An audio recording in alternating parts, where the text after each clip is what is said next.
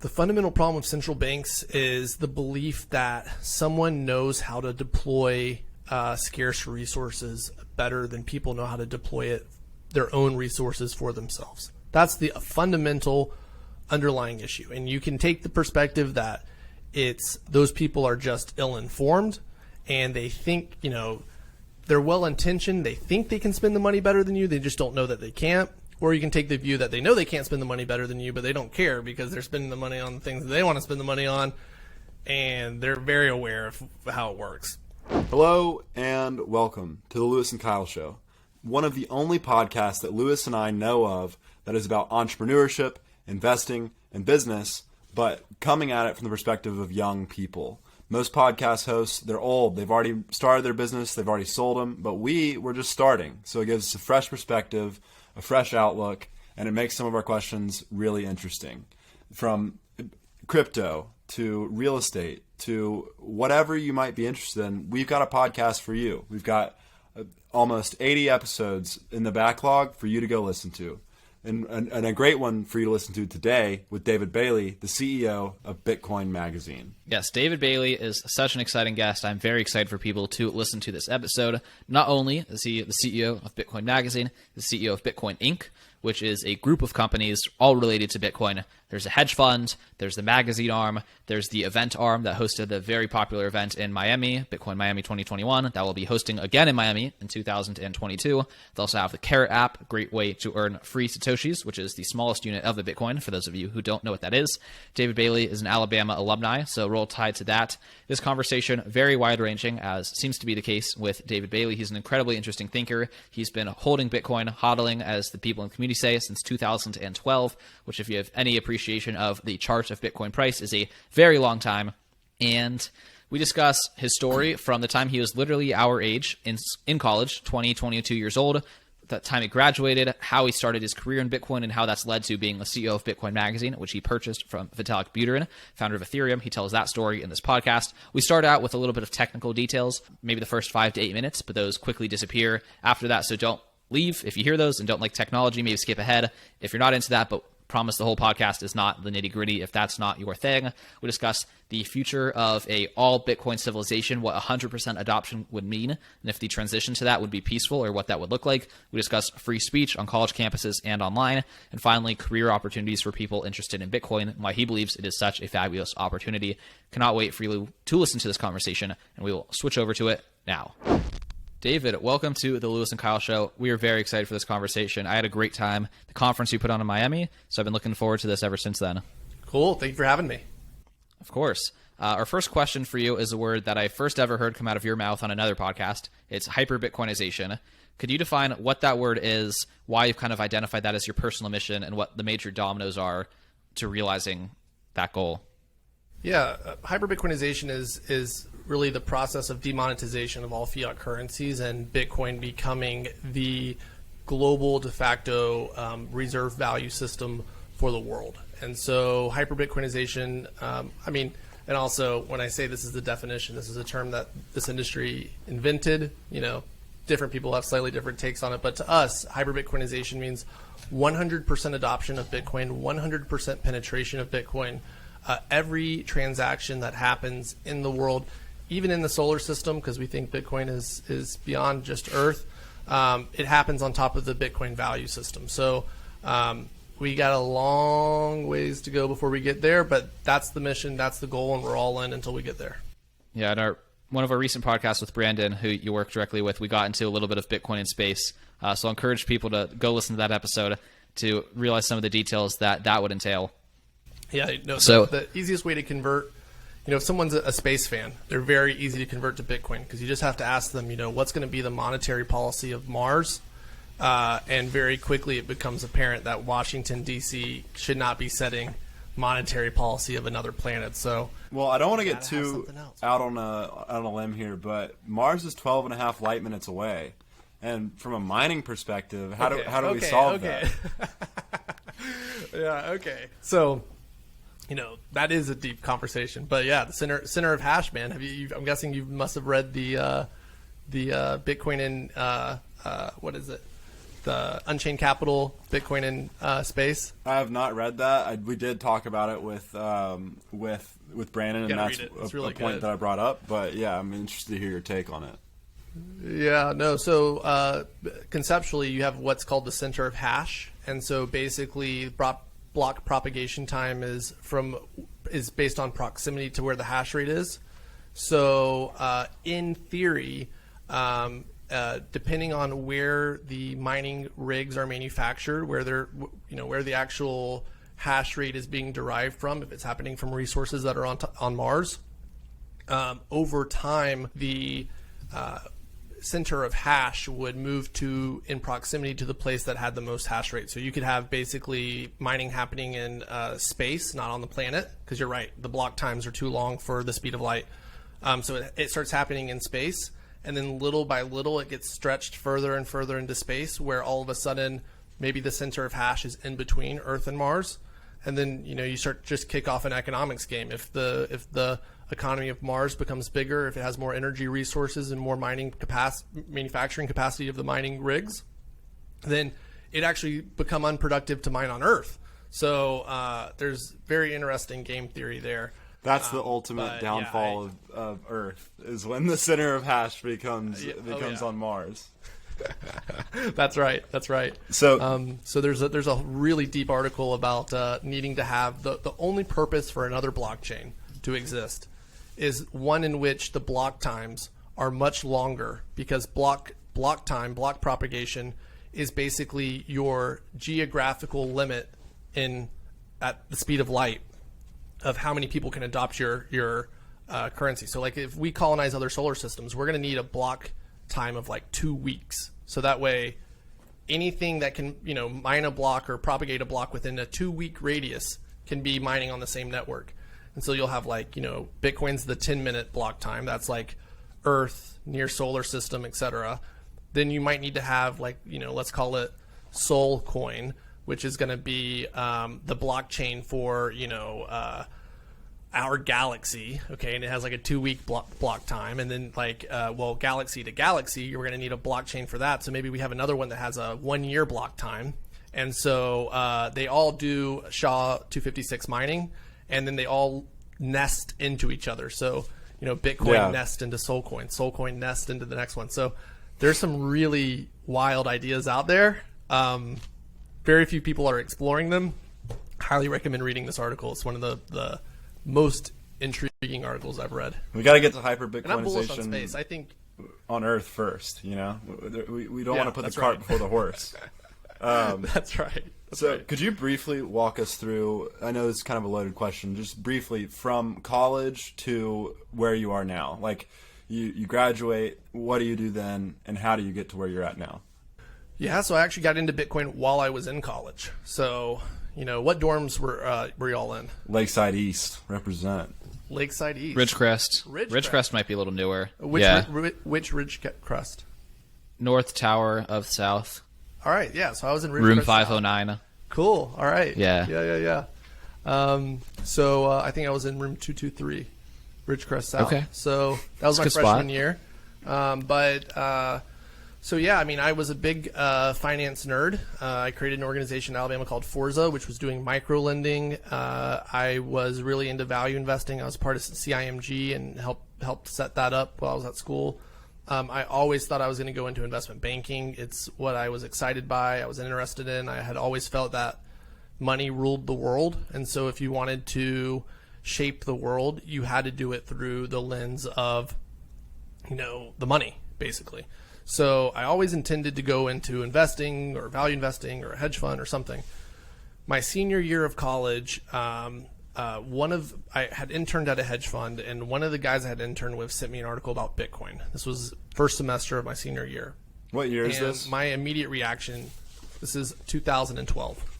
So my first reaction is that, Bitcoin's a scam. Like, that's the obvious reaction. It's like, okay, you can't get more pie in the sky than creating your own monetary system. So I set out to prove that Bitcoin was a scam, and newsflash, it's not a scam. So, as I was going through my diligence process, I was like, okay, I can't explain why this won't work. And if there's just a 1 in a million chance this works, like the market that it's disrupting is the biggest market there is. There's nothing bigger than value. Like literally everything is a subcategory of value.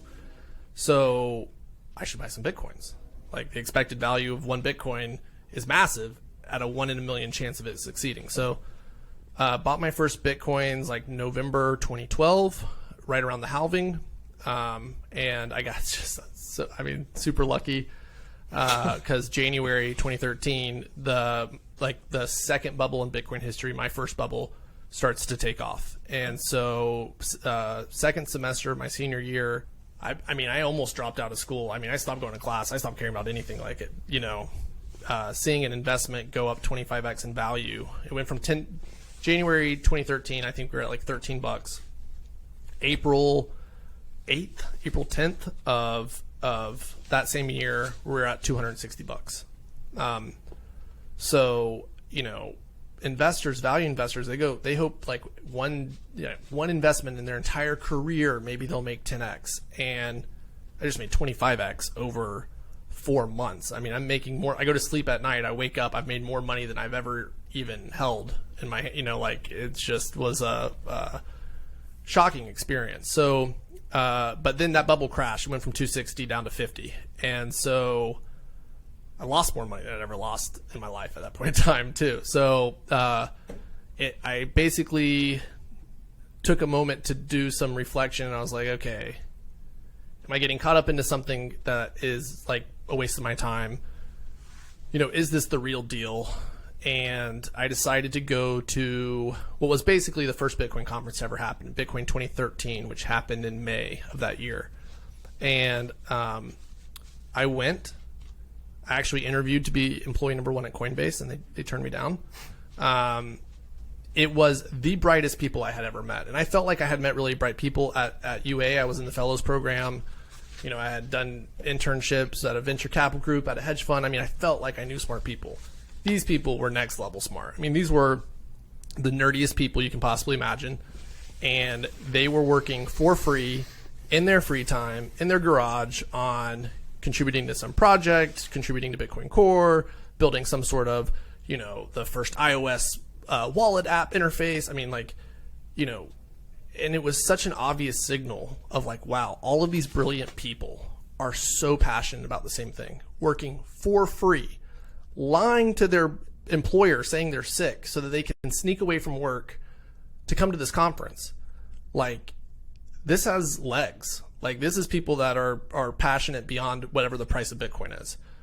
And so I just decided, I didn't have much to lose. I'm just getting out of school, and I'll live with regret for the rest of my life if there was something that I could have been a part of that actually deeply aligned with my own personal beliefs of how freedom and financial access, worked. And for me to be there, to be able to be a part of that, and then just say no so I can go, work as a grunt at some financial firm. So I was just like, fuck it, let's do it. And so I went all in May 2013, and haven't looked back since. So I started with a magazine. I started a magazine called Why Bitcoin, which basically just explained what Bitcoin was. Did that because I didn't know what to do, and everyone was wondering, what is Bitcoin? Why would I want it? Where can I spend it? How do I store it? What is Bitcoin mining? It's the same questions again and again and again and again. So it's kind of like what you guys are doing here with this podcast. I wasn't smart enough to realize I should have done a podcast instead. So, I did a magazine, and that magazine became a vehicle through which I was able to meet interesting people, which I'm guessing is really what this podcast is for y'all as well. Mm-hmm. At that point in time, everyone was very open and accessible because everyone was broke. So when people are broke, they're a lot easier to talk to than when people, when their time is money. So I spent a couple years traveling the world, going to every Bitcoin conference, every Bitcoin meetup. Literally, I don't know. For a while, I definitely had the world record for number of Bitcoin conferences attended. Israel, Ireland, Argentina, Chile, Brazil, China, Japan, Korea, everywhere. Which gave me a cool view into the Bitcoin ecosystem, how many different places it was growing, why it was growing in those places, which even though all of these communities would share certain ideological values, each community had a different reason why they love Bitcoin, which was interesting. Like in Argentina, they'd be like, oh, we love Bitcoin here because, there's a law that says we can only do 2 internet purchases per year on the internet without getting permission from the government. And it's like, that's not viable.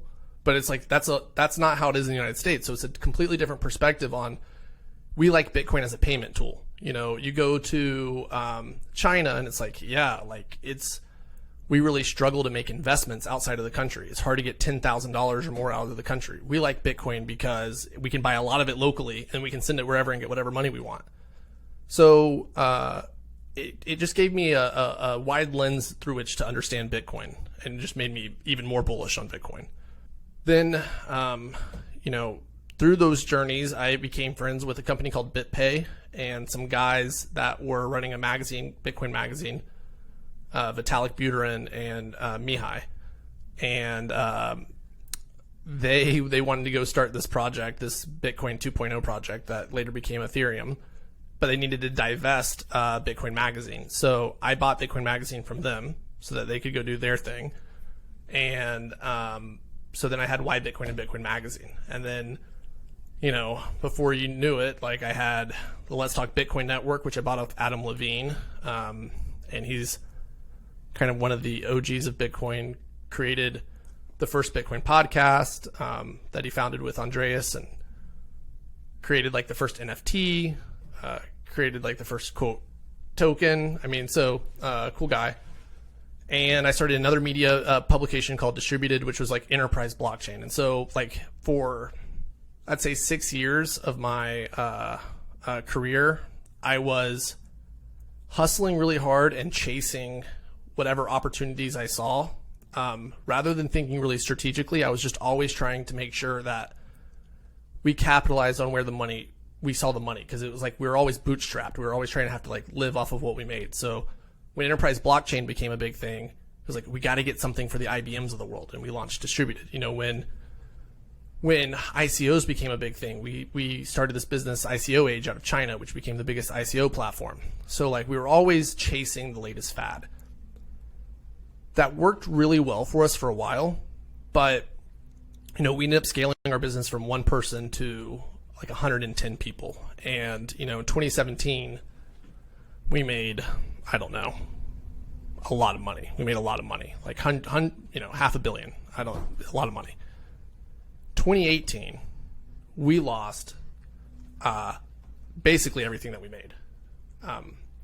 So that was a very painful experience, and I learned so many things from that.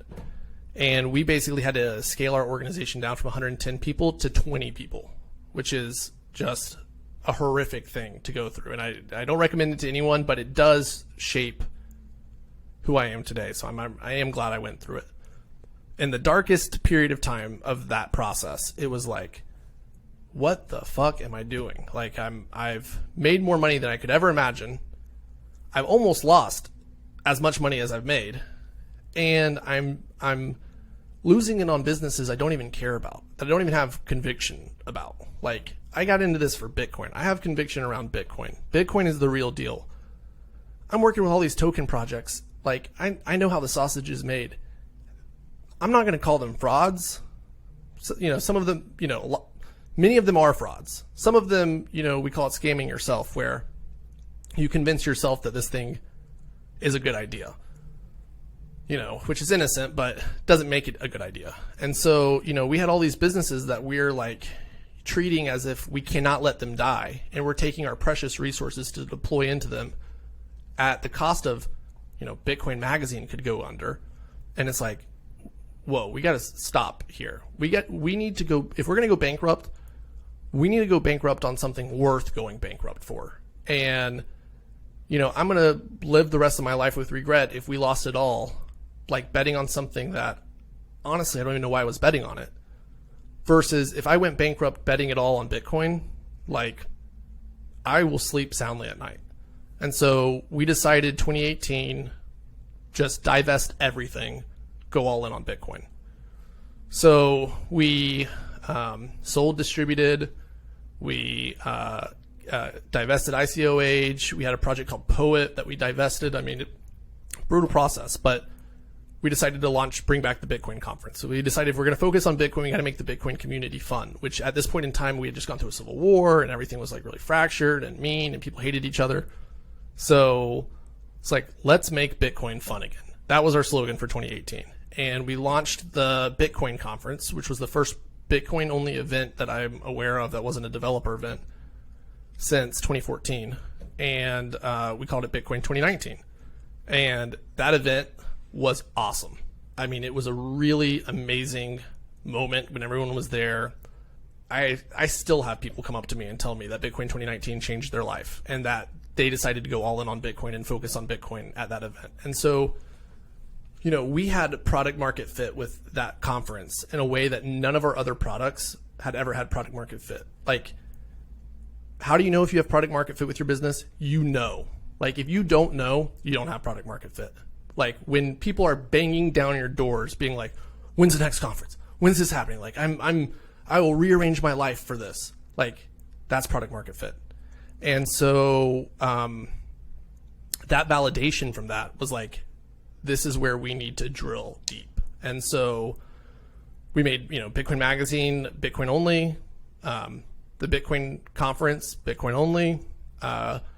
We took our wallet business that we were trying to build and we pivoted to a lightning wallet that we're still tinkering with. And then we launched a Bitcoin only value fund called UTXO. And you know, it's hard to stay focused, but it's literally the smartest thing we ever did. It's the reason why we are having success now. And now our business is booming. And, you know, I think that, you know, BTC Inc. is probably, its portfolio of assets are probably, you know, if not one of the most influential voices in the Bitcoin community.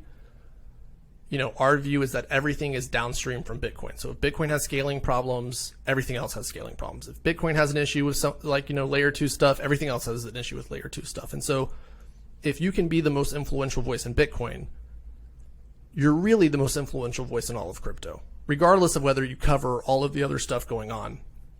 All those other things are downstream.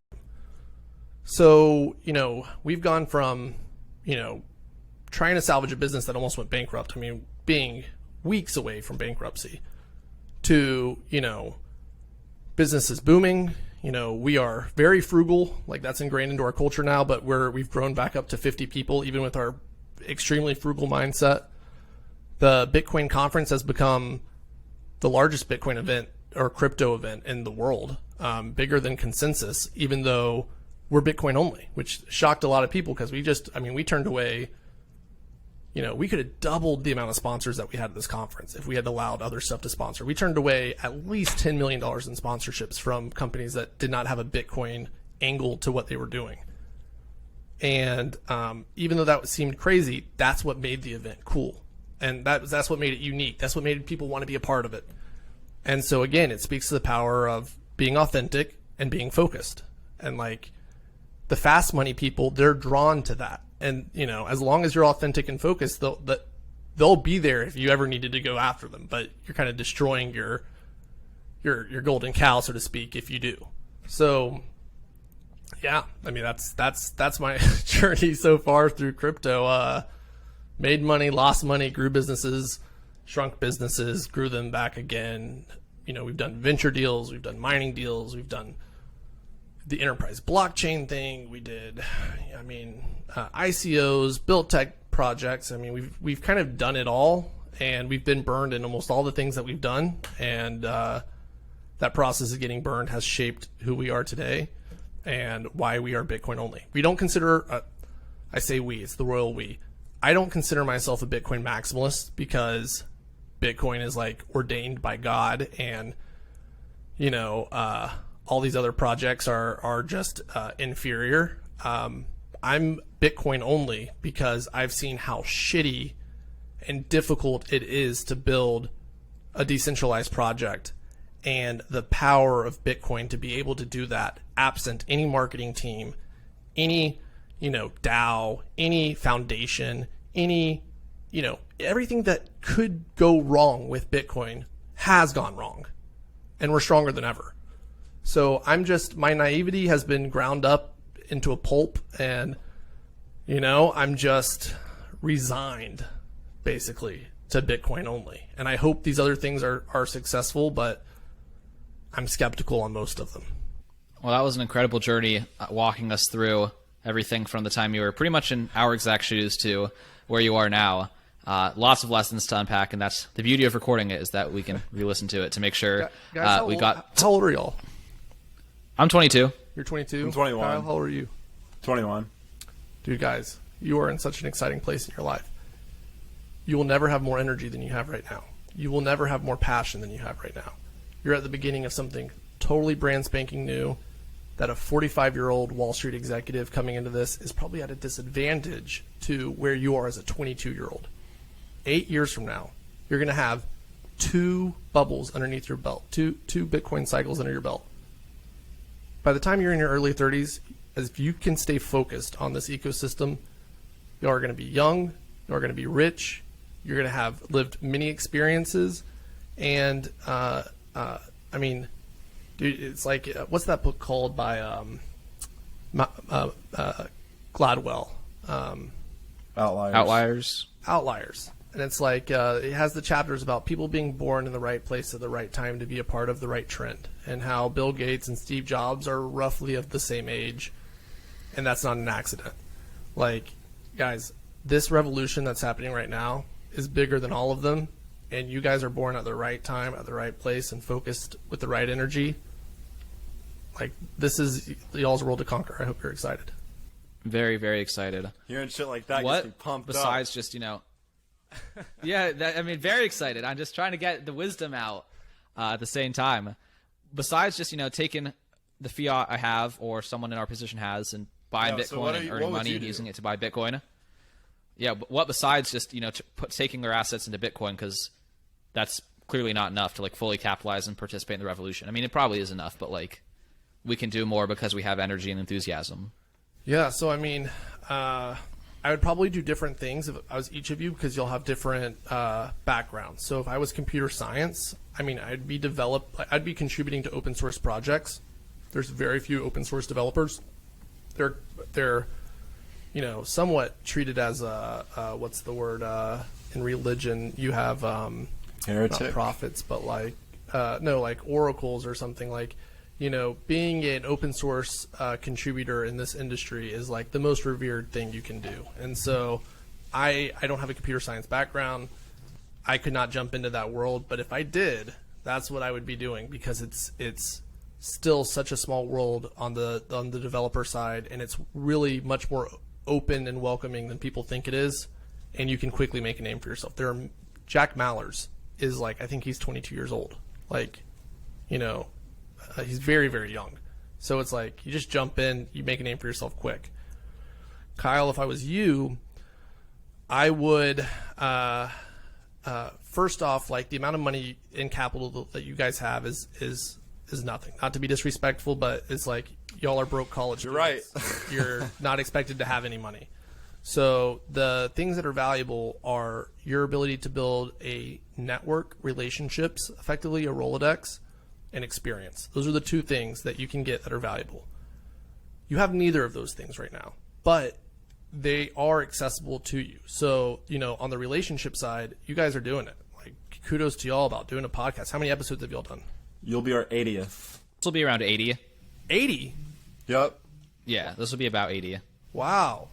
Guys, I'm impressed. That's a level of commitment and execution that's not easy at all. So, job well done. So, I would keep doing that, because you're building a relationship. I can tell you that after we have this podcast, if y'all send me an email, I'm going to read it and see it and stick out to me. And you need to do that as much as you can with as many people as you can. You need to go to every meetup you can. You need to meet every pleb and every entry level person, not just the big people, because the entry level people are who become the big people. When I got into this space, there were a handful of people that were big, but most people were little people. The big people at the time are no longer big. They're gone. They either made a bunch of money and retired, or they scammed themselves, or X or Y or Z happened to them. The people that were the interns, the entry-level people, the people just out of school getting their first job, they're now CEOs of their own companies, or they're C-suites at a company, or they're running their own venture fund. So the people who are at your same level in terms of age and experience, like, find the ones that are passionate about the space that are going to make it 8 years, and like those are the relationships that you can build that are authentic, that cannot be replicated, and like are immensely valuable.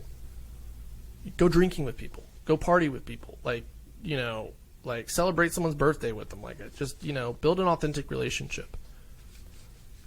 2, you got to throw your time full time into this space. Like, school does not matter. You're not learning anything useful, Kyle. It's a total waste of your time. In fact, almost the more time you spend learning at a university is like time you have to spend unlearning those things, because go ask your You're preaching econ the professor choir. anything about Bitcoin. 100%. I guarantee you every Bitcoin professor at Alabama thinks Bitcoin is a scam, because it runs ideologically opposite of what their whole academic career is built on. So, do not waste your time there. Find a place that you can get an internship in, or a job, or if no one wants to hire you because you're too green, work for free. I guarantee you, after 3 months or 6 months, if you're a hard worker, like, they're going to be asking you, hey, we need you in this mid-management role, because we're so desperate for talent, and we're so desperate for someone that we can trust, who's going to be a basic executor, who understands how the basics of how this stuff works. If people are just so illiterate about how it works, you will rise through the ranks so quickly and get a good paying job. But don't worry about the money, because any money they're going to pay you is still going to be shit relative to the long term of what you'll be worth 8 years from now. Let me be a little selfish and ask. Yeah. So I have a passion for real estate. How do you think that real estate and what you're talking about intersect, and how in your opinion do you think I could maximize being at that intersection? That's a tough one. I would probably say it's a tough one. It would either be on the lending side, working with some people. There's a couple of people trying to work on basically making it where people can use Bitcoin as collateral for mortgages and opening up that world. That's awesome. NYDIG is working on it. That's going to be hard to break into without like a resume of a financial background. But hey, if you are willing to work for free and you're smart, most people will say yes to that. So and once you get your foot in the door, like, the rest of it will come, as long as you just are driven. Well, I got to come to Nashville and tell you about my real estate crypto lending idea then. All right, so there you go. So then the second thing would be on the mining side. That's a good point. Every mining deal has a real estate element to it. It's buying power plants, it's buying warehouses, it's buying energy sources, and so you could be packaging those deals, scouting for those deals. There are a bunch of Chinese miners coming over right now who are desperate to meet Americans that are trustworthy, that know what they need, and can scout for them and speak English. And there's a load of opportunity there. So, but I think that if you come in with the mindset, hey, it's got to interface with real estate, you're holding yourself back. Like, you just need to come in and be like, anything that I can get, I'll do. And then I guarantee you need to do it fast, but I guarantee you that 24 months from now, if you did it today, within 24 months, if you wanted to go find a new career at a new company, you'll have 50 job openings that people would happily hire you in with 48 hours notice into those roles. You'll have, the world is your kind of pearl, so to speak, of opportunity. So if we had 2 years of crypto experience, Yeah, if you had 24 months from now. experience, yeah, 24 months from now. So like, don't pigeonhole yourself in like, oh, I need this perfect thing. Just get anything, and then 24 months from now, be like, yo, NYDIG, hire me to come do crypto lending for y'all. I have 2 years experience. I just spent my time doing this. I just spent, like, that. Yeah, that would be my advice. Kyle, you're muted, but I'm going to say on your behalf, we got to talk to Colton. Our friend we just had on the podcast a few weeks ago runs Pomp's crypto jobs, so we got to hit him up and get real serious on that. But just get an internship. I mean, we just had 4 interns. We literally offered everyone Which of them one a was your job, favorite? basically. Well, I think the 2 that are gonna stay, Zell and well, I don't want to leak any. Zell's fine. There's Shout out Zell. That was the only Parents name we were looking for. You can stop at Zell. Zell's your favorite. yeah, that's fine. We can stop. Confirmed. We can stop there. Shout out David. So Good enough. We'll see if he has the cojones to go through with it. But really smart kids. Oh, yeah. When they start, we don't give them the time of day. It's like you're interns, you're replaceable. Like just like grind and whatever. But after 3 months, we kind of like them, and like we want them to be successful, and we're like have a relationship, and like that's what it's all about, building relationships. So if you can just get your foot in the door so that you're in the place to build the relationship, that's going to go so fucking far. And I've hired I don't know 5, 6, 7, a good number of people from Alabama who have come in with basically less than what you guys have now, because you have a podcast with 80 shows underneath your belt. That's actually very impressive, truly. So people who've come in with less than what you guys have now, Brandon, for example, you'll have him on y'all's podcast. Brandon's 26, 25. That sounds about right. He's been working for us since 2017. Started as an intern. It's 2021, so he's been with us 4 years. If Brandon's not a millionaire, he's close. His Rolodex is deep. He could get a job at basically any company now in the ecosystem. He could start his venture fund or hedge fund tomorrow and go be able to raise a couple $1 million for it. Like, he's still got a lot of development to do, but in 4 years' time, that's how much progress he's made starting from zero. And so y'all are already ahead of where he was. Do you still think that's true for, I mean, it's all relative in crypto, of course, but what feels like a giant, like a Gemini, a Kraken, like kind of these, or BlockFi, the ones that seem to be less crypto ethos from like a culture perspective? You want to lean into the crypto ethos. You're totally right that as companies grow,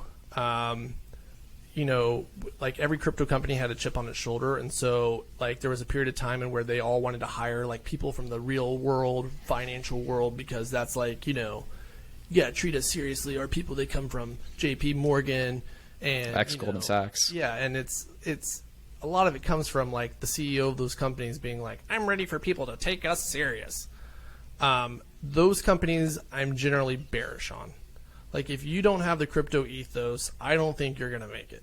And I know a couple companies right now that started, I can't say any names, but started very authentic, let the corporate shills and bankers who don't actually understand what's going on here, and if they did, probably would not be on board, and into their company. And then they've lost control of their company, which this almost happened to us, but fortunately we ran out of money before it could happen to us. But those people will take control of your company from you, and then they'll run it into the ground. And the people who work at the company I have in mind, it's a household name, all the best people, the insiders, the people who built the company, the people who get it, who have the relationships with the customers, they're all bouncing. It's they're like, this is a sinking ship. I would be surprised if that company is around in any meaningful way 5 years from now. So lean into the crypto. Like, go to the place where a Wall Street banker is going to be uncomfortable, because now they're on your turf. You get it. They don't get it. Don't go to a place where it's the environment that they created and you don't get it, or you're new to it, and they're comfortable, like, flip the script. That's what I like about the Ethereum community. Like the DeFi community, it is so they lean so hard into it, and the whole ape into stuff and their ability to make fun of themselves. Bankers are uncomfortable with that, and that's why you see projects run by 20-year-olds that have $1 billion there. And shout out Uniswap. Yeah, so I say lean into it. Those are the most bullish companies. I mean, and they're the companies that 5 years from now, they're not going to be struggling. They're going to be the billion-dollar companies that people were, no one saw it coming. No, you can see it coming. Well, since everything's downstream from Bitcoin, and you're the number one voice in Bitcoin, it might be a good place to start. For sure. But there's lots of good companies out there, and you want to find a company that has a great culture. And that's something I didn't understand. But a culture is like a culture is what allows a business to scale, and a culture is the health of a business. And if you go to a place that has a really bad culture, it means there's something really broken about the business, and the business is not going to make it. So if you go to a place that has a great culture, not only does it mean that they have a business that is able to manifest that, a good business, but it means that business is powered where it can grow 1,000x, because there's a certain point in time, like any founder, like there's a breaking point in a business when it goes from 10 people, or let's say 15 people, to, let's say 50 people. That's a critical moment in a business, because you go from everyone being a direct report to one founder who can have a personality to other people managing people. And so you have now a hierarchy in your organization. And culture is what enables all of your different managers, all of your different leaders in the business to be able to make decisions quickly about what needs to be done without every decision having to come back to you. So you don't have command and control, because they're aligned with the culture. They know what the mission is. They know what needs to be done. They know how you would think about the problem if they came and talked to you about it, because they know, oh, this is part of our culture, this is part of our culture, this is part of our culture. David would say no to this. It's too expensive because we're cheap. David would say no to this because it's not Bitcoin focused. David would say yes to this even though it might not make money, because it's hyper-Bitcoinization focused, and this is going to grow our community. And so that empowers people to move quickly, which is what enables an organization that is at 45 people to quickly grow to 1,000 people. So, and it's I think it's difficult to spot a good culture if you've never seen a good culture. If you've seen a good culture, it's kind of like product market fit. If you see a good culture, you know it. And when you see a bad one, it's blindingly obvious. But if you've never seen a good one, you can be a part of a bad one and not know it. So, beware. You can assume that's just, you don't know that something better even exists, or to even think of looking for something better. One way I heard you describe what happened kind of in your company when you shed all of the altcoin, alt focus, enterprise stuff is all of a sudden people started working longer hours, working all the time, and everyone was having fun at work. And that also is part of your competitive advantage, because the company that everyone's doing a labor of love is going to outwork and continue and innovate. Absolutely. And people who share that company culture and that mission, they come to us and they want to work here. We'll tell people now, we used to pay people fat salaries and try to recruit them from corporate environments. Totally the wrong thing to do. Now people come, we're like, hey, we're going to ask you to work twice as hard as you work at another job, and we're going to pay you half as much as somebody else would pay you.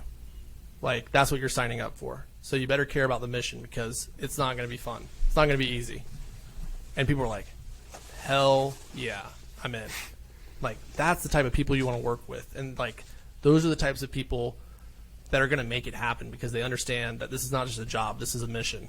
And so, that's our company culture has changed unbelievably. And another thing, when you have product market fit, your business makes money. Okay, well, when your business makes money, you're in control of your destiny. So you get to do the thing that it feels right to you. Whereas when you're losing money, we broke up there. When you're losing money, you are desperate for your next check. You're desperate for finding investors who will give you more timeline and runway to figure it out. And so you're trying to cater to them. And so you start abandoning what your values are when your values become whatever the values you think you need to have in order to be able to get the next person in, to put a check into your company. And so like now that we're a profitable business, we have like, we're not looking for an investor. Like, and also like, fuck you. Like, we don't need your money, which then empowers us to make the right product decisions and make decisions that maybe an investor would think is irresponsible, like having a conference that's Bitcoin only where you turn away $10 million worth of sponsorships because they're not Bitcoin companies. Like, no reasonable investor would want to see that happen, but we were able to do that because we controlled our destiny. And guess what? When you make those decisions that seem controversial, but they turn out to be right, investors go crazy to want to invest in those companies. It's like it's like dating or whatever. It's like, like there's nothing that makes an investor that want to invest more than it's like, I don't want your money. I'm not going to let you invest. And then it's like, I have to invest now. Mm-hmm. So it's a weird dynamic that exists from all of that. But I think it's just, it's validation that when you're doing your thing and you're doing it at the pace that works for you, then you draw investors to you like a magnet. You don't need to go chase investors. I don't know if we lost Kyle there. I have a question. No, I'm here. Okay, perfect. When Bitcoin kind of reaches some of these next steps and truly, as you said, becomes the de facto monetary system, like a lot of your best case scenario, do we reach your best case scenario in a non-violent way in the next 5 to 10 years as a society? Because it is a revolution that we're trying to be a part of. It's there's I don't know the quote from Austrian economics, but it's something. The only way we have this happen is have it happen without people noticing. But there comes a point where people start to notice. So that's the question. Yeah, it's a tough question. I mean, I don't know the answer to it, and I grapple with it. I mean, my hope has been that this was going to move so fast that it was going to catch everyone unaware. That's what I've been hoping for a long time. I have taken the view that, Bitcoin is going to be like what,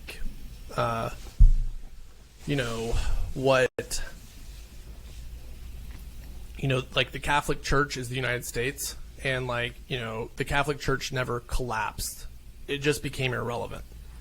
And so I was hoping that things would move quickly, too quick for government to respond to, and then over time government would play the same role in your life that church does, which maybe y'all are very religious people, but church is not the dominant facet of your life like it used to be. It is an element of your life, so I don't know if that's the case anymore, and I am very concerned about the macro environment that we're in with the, I talked to a student from Alabama not too long ago where, I was talking to somebody about making a sizable donation to the university, and how if I were going to make the donation, it would have to be around, freedom of speech or freedom of thought. And they're like, whoa. Like, we got to be careful using the term freedom of speech. Like, that's a word that's I forget what he said. People interpret that as meaning that you're pro hate speech, and it's like, huh? Like,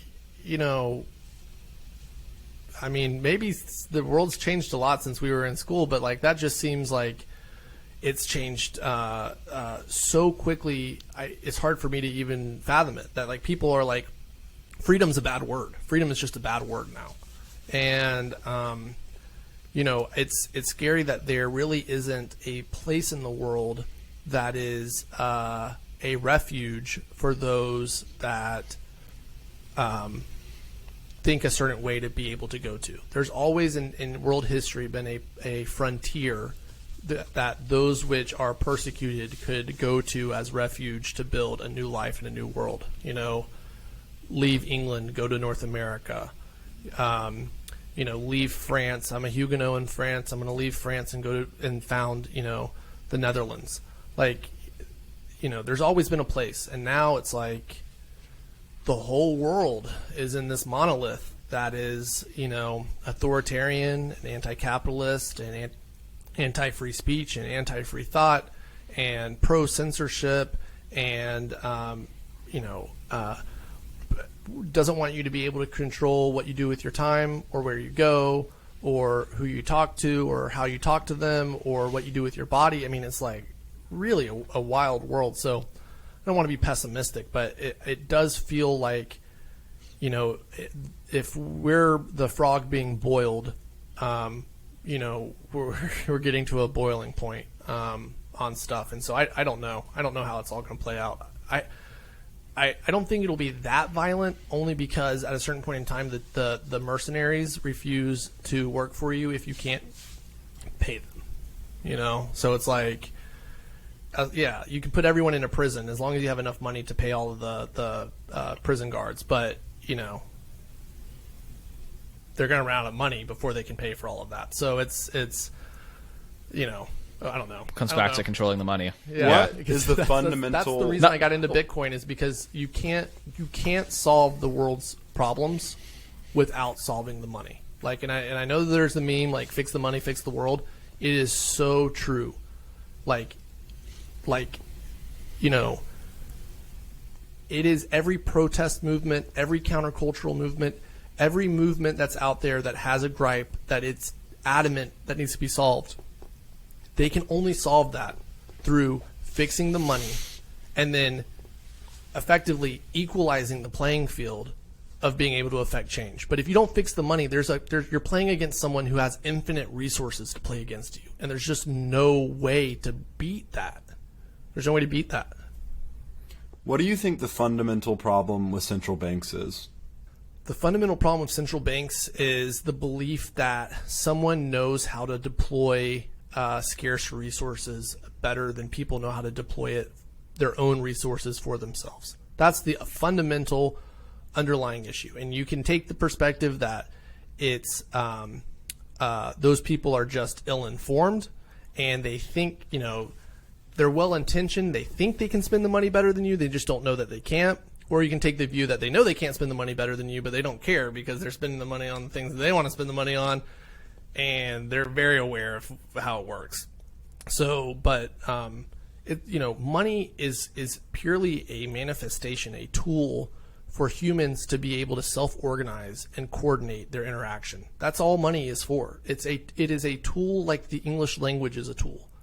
And we use money to be able to have a complex society and to distill complex information into a useful way.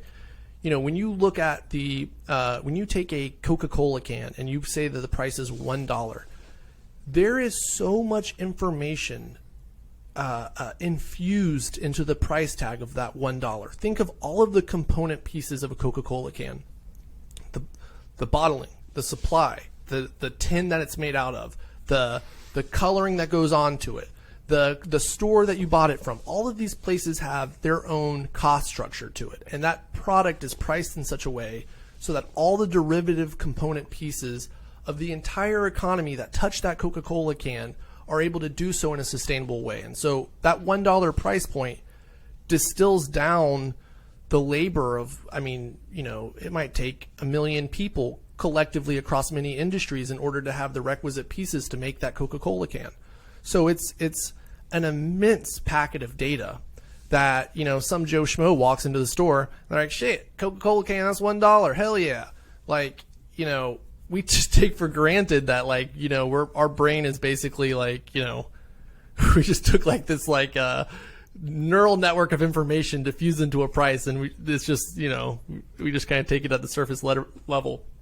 But, money's whole point is to make it so that those things are possible, and that we're allocating resources in such a way that we maximize for the benefit of humanity, that we maximize that the people are getting the degree and the thing that they need to get the degree in, that they're getting trained in the experience that they need in order to provide some service that society needs at that moment or time. That's the point of money. And when someone gets put in charge of that, first off, the hubris of thinking that an individual or a council of people can diffuse all of the inputs of all prices around the world. It's the most complex thing. We couldn't even build, the furthest reaches of AI that we've built in neural networks can't even scratch the surface at the complexity of what that system looks like. And then to just be like, yep, we need more dollars and we need to inject them into this thing. Like, it's just maximum arrogance to think that you can do that well. And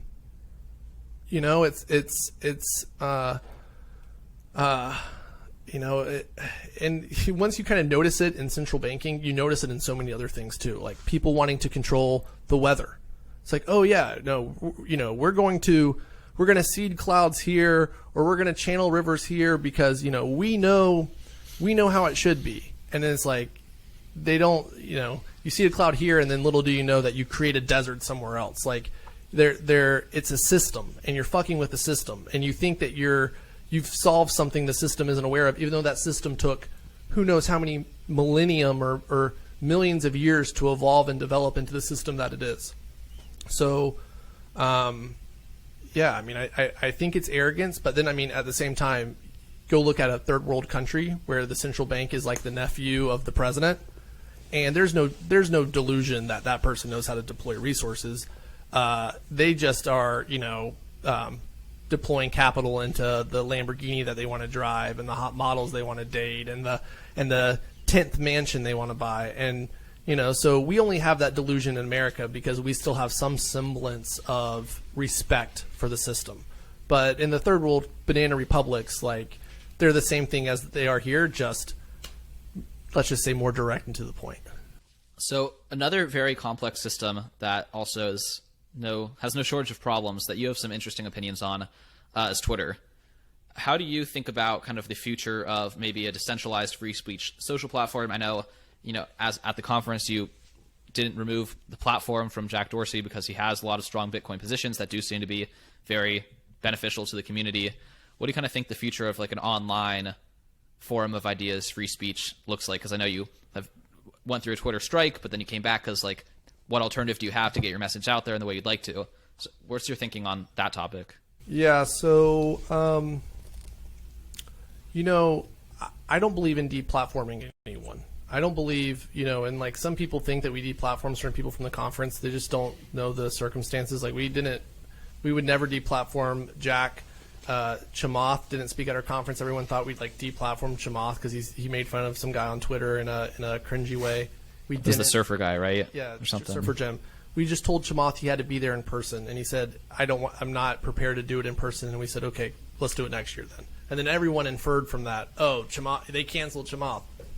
No, dude, if you can't handle ideas and hearing people's ideas and defending yourself from those ideas, then you're not a gonna weak make it. person. You're not going to make it. Like, you got to be able to defend yourself from bad ideas. And we should not be coddling people and be like, no, we have to protect people from hearing ideas that may make them uncomfortable. My God. Like, no. Like, have a little bit of anti-fragility and be able to make your own decisions on if something is good or not good. And like, I am 100% for every hate speech that you can imagine. Like, I think it's detestable. I think that those people make themselves look like fools. But fucking say it. Go and say it. Like, it's not going to call me whatever a term you want to call me. It's not going to faze me. It's just it reflects on you, not on me. So, I hate when people try to use force of power to go up the chain to censor something because they don't want to be challenged by it, or they don't want to have to interface with an idea because they're too insecure in their own belief system. And again, it gets back to, are you able to allocate resources better than the market can? Maybe there are cases where censoring someone in the best case is helpful to people, but there's an unlimited world of possibilities where you're censoring information that you need to know, like where, you know, the established fact pattern or the narrative that exists is wrong. And by you know, not fighting, you know, for like being censored from alternative ideas is actually really hurting you. And, you know, the fact that people can look at that risk and be like, well, that risk is worth it in order to, like, you know, not have, you know, Orange Man say something. I mean, it's just like, wow, have people learned nothing from history? But the answer is no, they haven't learned anything from history. So it's a sad state of affairs. So anyway, you know, the thing about Bitcoin is, like, terrorists use Bitcoin, criminals use Bitcoin, drug dealers use Bitcoin. There are child pedophiles that use Bitcoin.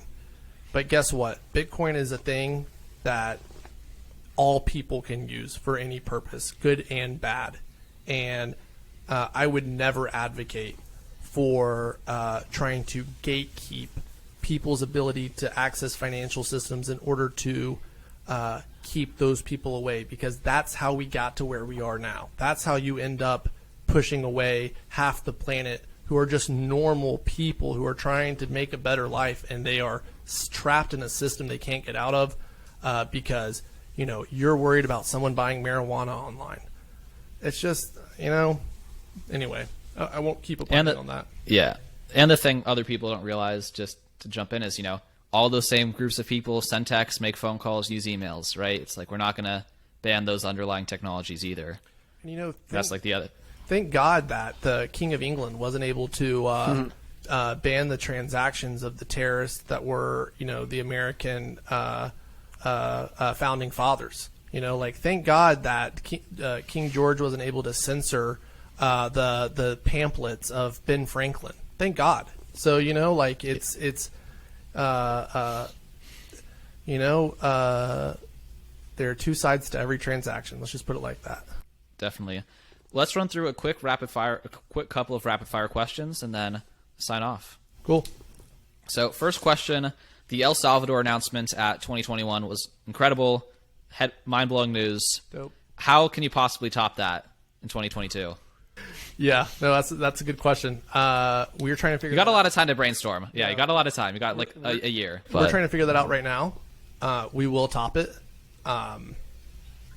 You know, that came together like very close to the event happening, and so, you know, dude, that was just like that really made that event so crazy.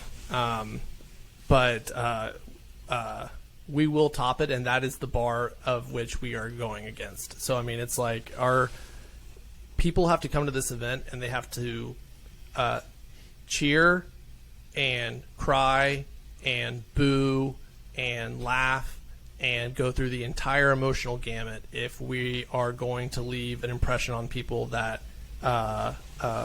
carries with them into the future. And so that happened at this conference. People did the entire emotional gamut. It will happen at 2022.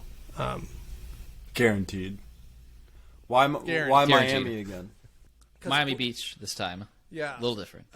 Because, well, first off, there were a lot of benefits of being in Miami in terms of, like, access to South America, Central America, stability, access. I mean, there's a lot of benefits that Miami has, but the primary benefit is the stability of the business environment.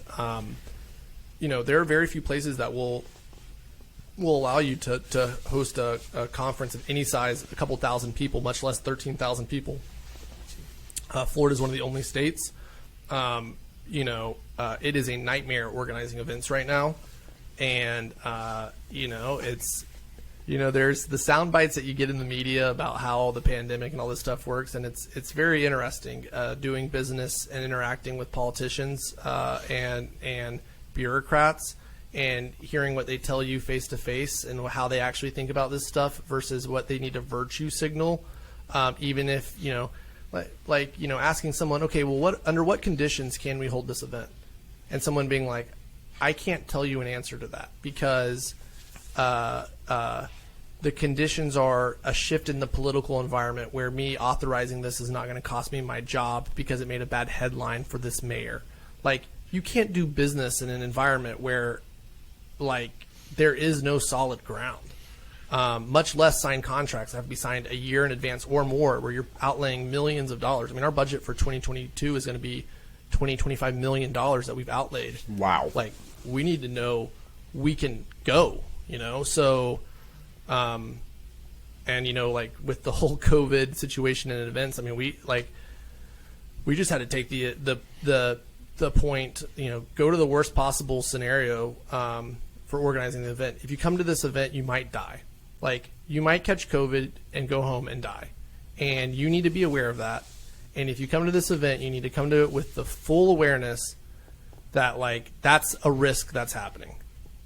Okay, now, whoever shows up, we're going to have an event. Everyone knows that. Everyone's aware. We're going to go about our lives. We're not going to pretend that we're going to, like, be able to do something at the event to keep you from catching it. We're not going to pretend that, like, your health is our paramount goal. It's not. Like, our paramount goal is to spread the ideas of Bitcoin. We hope you come and join us. If you're high risk, don't come, watch online. If you can't get vaccinated, don't come, watch online. If you're scared, don't come, watch online. So, I mean, that's anti-fragile. That's what we had to be. Florida's the only place you can have a message like that. I don't even see that as harsh. I mean, there's plenty of other examples in society where if you're not comfortable with these risks, stay home. That's like skydiving or like anything that people do that's fun. And so it's like, that's my view. You should be allowed to do it. If you don't want to come, don't come. That's pretty cut and dry. I also take the view that anytime someone tells me that they're hosting a party and if you come, there's a chance you might die, that sounds like a good time. I don't want to go to an event where they're like, our chief concern is your health. Like, who wants to go to a party like that? It's like, our chief concern is having fun. How about that? Okay? So, anyway, very fortunate that the Bitcoin community is how it is, because I don't think any other community would have supported us through the pandemic like this community did. And we were the first event of the size that we were in the country, one of the biggest in the world at that time. And it took the Bitcoin community refusing to back down to open up.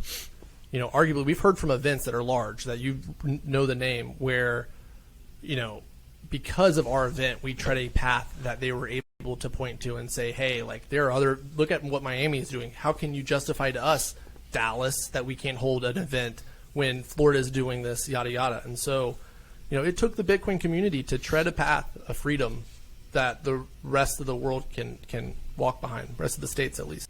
All right, one more quick question. You're probably the only person I've ever talked to who's also talked to Edward Snowden. What was the most interesting idea you learned from interviewing him? Without a doubt, the most interesting thing was his view on who Satoshi is.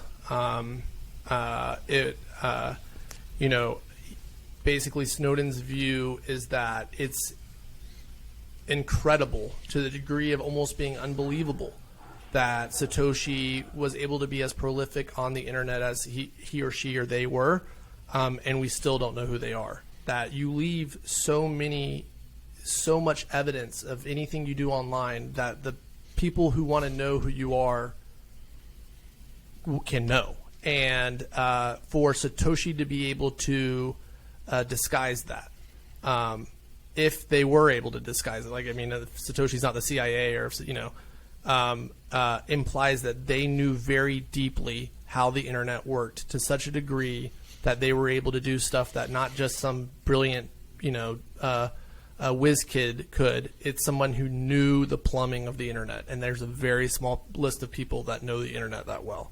I thought it was a very deep insight, and just adds more mystery and mystique to the legend of Satoshi.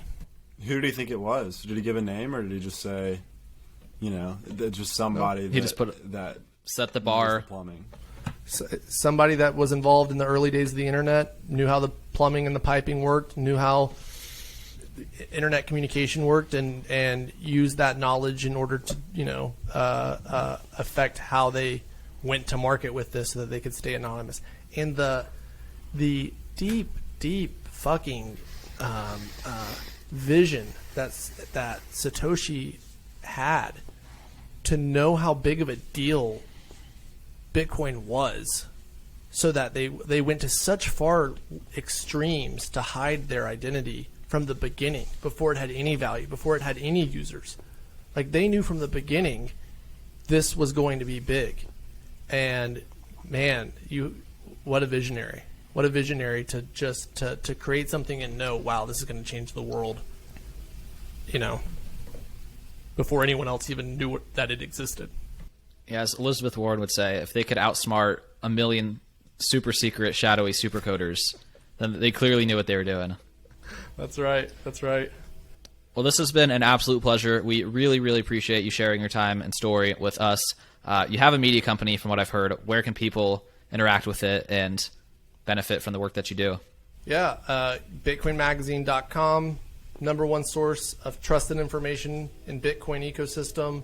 The Bitcoin conference, the best party in all of Bitcoin in the world, and Carrot, best place to get some free sats if you're new to Bitcoin, and if you're a whale in fiat and you got fat stacks of cash, hit up our fund UTXO. We'll help you get that money to work in free market money. So that's it, guys. Thank you for having me on. Keep it up. You're making me proud of. And that wraps up our interview with David Bailey. I mean, you heard it. Super interesting guy with an interesting story, and a great entrepreneur in a booming market.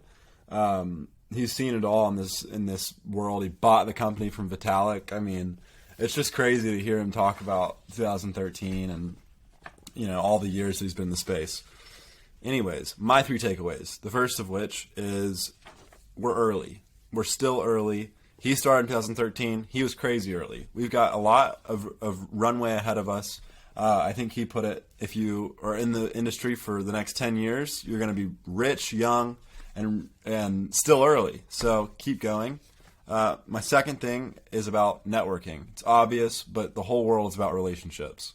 You have to connect with people. You have to find people that you want to talk to, and you got to get in their ear. Otherwise, no one's ever going to know what you're doing.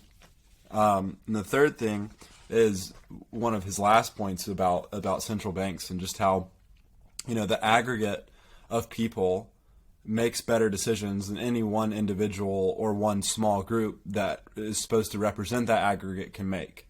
And so I think that having that mental model in your head is really interesting when you start to view society that way. We should not centralize power into a small group of people when the aggregate can make the decision collectively. And so those are my takeaways. Super interesting conversation. Really grateful to David for coming on. Thank you, Kyle. 3 things from me. I'll make them quick. First is, like you said, the career opportunity in Bitcoin and crypto at large is just massive. We've had Colton Sakamoto on, who's made this point. We've had Mona El Issa make this point. DeFi Andy make this point. Kyle, what are we doing? We got to get ourselves started in crypto. And that's same goes to you if you're listening and haven't done that. Sounds like the key is just get started, do something, learn stuff, and prove that you're useful, and keep going. Second takeaway is the power of this mission, of culture, of ideology. He literally says to his people, you're going to work twice as hard, make half as much money, and people are like, hell yes, let me in, because they're passionate about the mission, they're working for a greater cause, and they're actually happy. And that's the same for the people who in 2013 were making no money, were dead broke, and were still working on it. It's very hard to bet against a group of people doing something like that.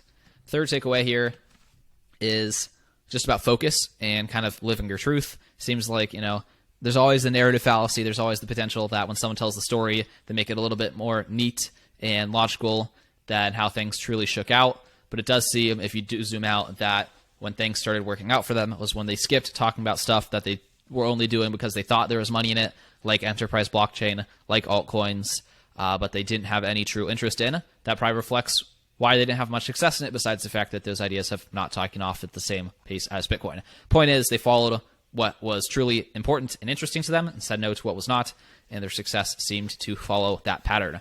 That's all for this episode with David Bailey. I agree, Kyle. Such an interesting guy. I would absolutely love to spend more time listening to him and his ideas. Luckily for you, this is not a perfect segue. We have a lot of other episodes with people like David Bailey. They aren't David Bailey, but they're like him. They're very interesting. They're very smart. They're very accomplished. I would highly encourage you to go listen to those episodes. We do our very, very best to avoid anything timely, avoid everything relevant to current events, and more about big picture ideas and principles and things that will always be useful. So even episodes 10 and 20 might be some gems in there. Otherwise, if you want to support us, say hey on social media. We always are eager to hear your feedback, and always eager to also hear that in the form of a rating and review, which you can leave on Apple iTunes. Otherwise, we'll be back in a week or so with another episode. Thanks so much for listening. See ya.